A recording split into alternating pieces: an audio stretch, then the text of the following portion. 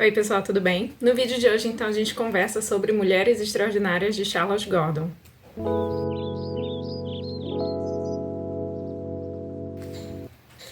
Bom, então essa é uma biografia dupla. Nesse livro aqui a gente encontra tanto a biografia da Mary Wollstonecraft quanto a biografia da Mary Shelley, né, sua filha.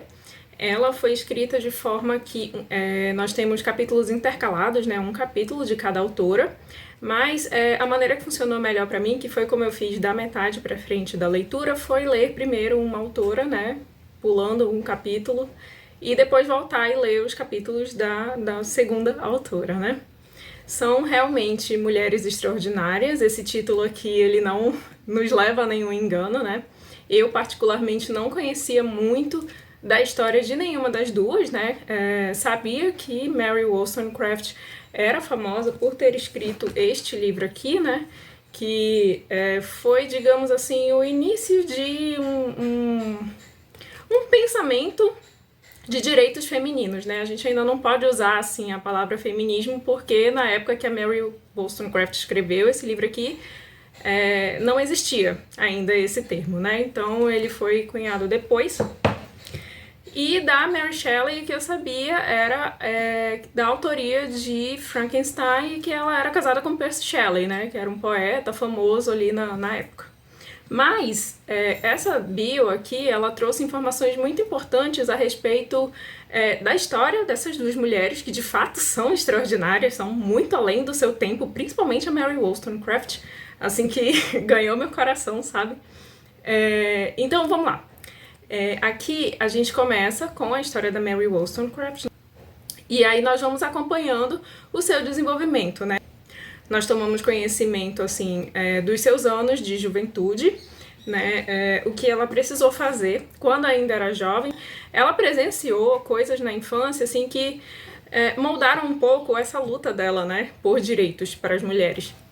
Então a gente sabe, assim, que Mary Wollstonecraft viveu no século XVIII, né, no início do século XIX, época em que direitos para as mulheres realmente não era um assunto muito pensado, né.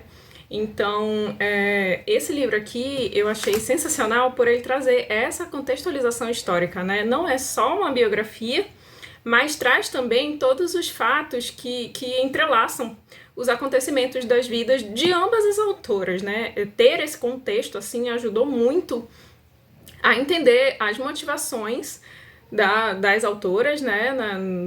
Nos seus atos de vida. E também trouxe um esclarecimento, assim, das situações de vida dessas mulheres e de tudo que elas tiveram que suportar e ultrapassar para terem seus nomes reconhecidos, né? Hoje em dia. Tem muito a questão também do apagamento, né? Inclusive, tem trechos aqui que citam, falando, né, de alguns autores, que inventaram a ficção científica, que inventaram e tal, sendo que, por exemplo, Mary Shelley já tinha inventado a ficção científica na escrita de Frankenstein em 1818, sabe? Então, esse apagamento por elas terem sido mulheres é uma coisa real. Então, falando de Mary Wollstonecraft. Mary Wollstonecraft teve uma infância um pouco difícil, né? No âmbito familiar, ela tinha um pai abusador, ela tinha uma mãe que não reagia, que se entregava aos abusos, né? Tanto sexual quanto de espancamento mesmo, né? Falando o termo correto.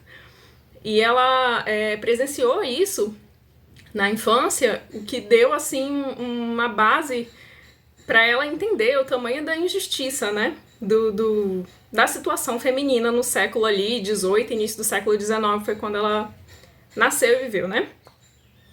Então ela enfrentou muitos percalços para conseguir sair dessa casa, conseguir ajudar as suas irmãs, que para mim eram duas encostadas, sendo sincera. Teve uma das irmãs dela que conseguiu um casamento, né?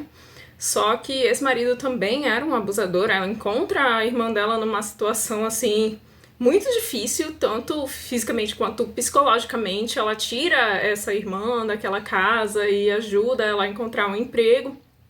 E, assim, numa época que mulheres trabalhando tinham pouquíssimas opções de empregabilidade, né? Ou elas iam virar governantas, ou elas iam virar escritoras, e assim, dependia de muito sucesso para conseguir se manter como escritora, e como governanta também estava sujeito aos mesmos abusos, né, que uma mulher casada poderia sofrer na mão de um marido que, né, não tivesse uma consciência.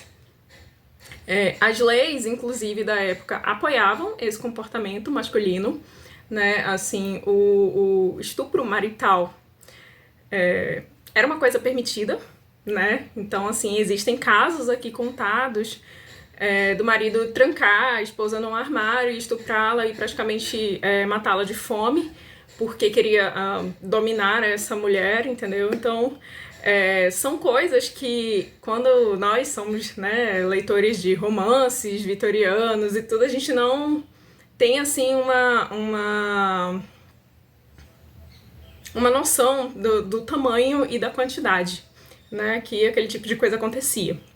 E aqui nessa biografia, a gente acompanha a Mary Wollstonecraft durante sua vida inteira, né? Obviamente é uma biografia, mas a gente percebe toda a luta que ela teve, toda a dificuldade que ela teve que atravessar e a força dessa mulher, assim, sabe? Porque seria muito mais fácil para ela ter desistido, o tanto de coisa que ela precisou enfrentar para publicar isso aqui, para se manter como escritora, para publicar outros livros, né? Assim, a gente sabe que até hoje não é fácil, né? Se manter como escritor, você imagina como escritora, né? Como filósofa.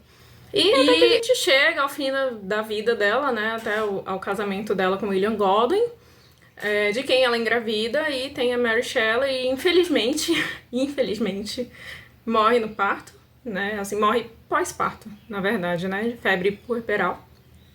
Pegou uma infecção e realmente não teve como salvá-la.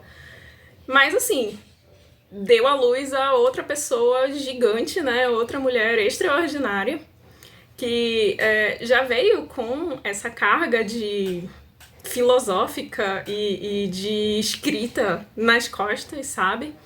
E não decepcionou, né? Assim, já na sua juventude se mostrou uma grande prodígio, né? Teve a situação do escândalo dela ter fugido com Percy Shelley, que era um poeta já, né, meio famosinho e que era casado, e assim, teve bastante sofrimento também na vida dela, mas era uma pessoa genial, sabe? Ao contrário da mãe, né, que tinha uma personalidade mais extrovertida, que, né, se apresentava mais ao público, falava, Mary Shelley já era uma pessoa mais contida, ela já era mais uma mulher, assim, que gostava de ficar na sua, né? Ela era uma pessoa bem discreta. E, assim, o relacionamento dela com Percy Shelley era, assim, pra ela a coisa mais importante do mundo. Ela amava aquele homem, assim, sem limites.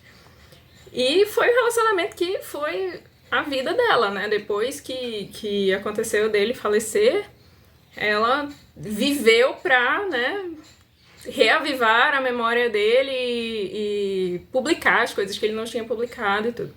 Então, assim, essa bio aqui é uma dica de leitura muito interessante. Foi especial pra mim, porque foi uma leitura conjunta que eu fiz junto com a Luana e a Bia. E elas duas são estudiosas, né, de Mary Shelley e Mary Wollstonecraft. Então elas ajudaram a dar um contexto muito interessante para toda essa história que a gente leu, sabe? A narrativa aqui dessa autora, Charlotte Gordon, é uma narrativa, assim, leve, não tem aquele peso de biografia, sabe? Parece, assim, que você tá conversando com uma amiga e ela tá te contando o que estava acontecendo nas vidas dessas duas mulheres. Tem muita coisa interessante aqui, que eu não vou citar tudo, né? Não tem nem condições de citar tudo, mas fica aqui a dica de leitura. Essa edição aqui, eu não sei se ainda está sendo possível comprar nova, mas em sebo a gente encontra. Ela é uma edição que tem bastante ilustrações, tem fotos das pessoas, né, de quem a gente está falando, tem fotos pinturas, né, desenhos dos lugares onde eles visitavam, justamente para dar toda essa contextualização, né, que eu falei, que é muito importante para o entendimento da história, né, dessas duas mulheres e das pessoas que acompanhavam. Aqui a gente vai ver um pouco da vida de Lord Byron. Esse é o Edward Trelawney. Lord Byron, Percy Shelley, as irmãs da Mary, né, quando o pai dela recasou. Enfim, tem todo um contexto aqui que é muito interessante. Esse aqui é o William, né, filhinho da Mary Shelley. Tem todo um contexto que é muito interessante e que deixa essa biografia num tom mais leve, assim, né?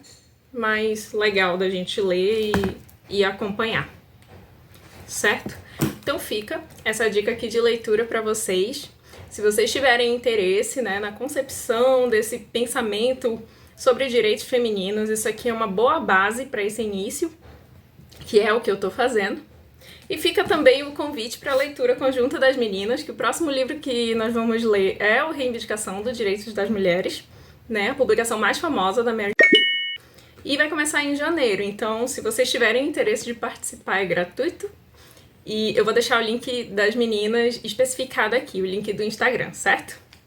Então é isso, boas leituras e até mais!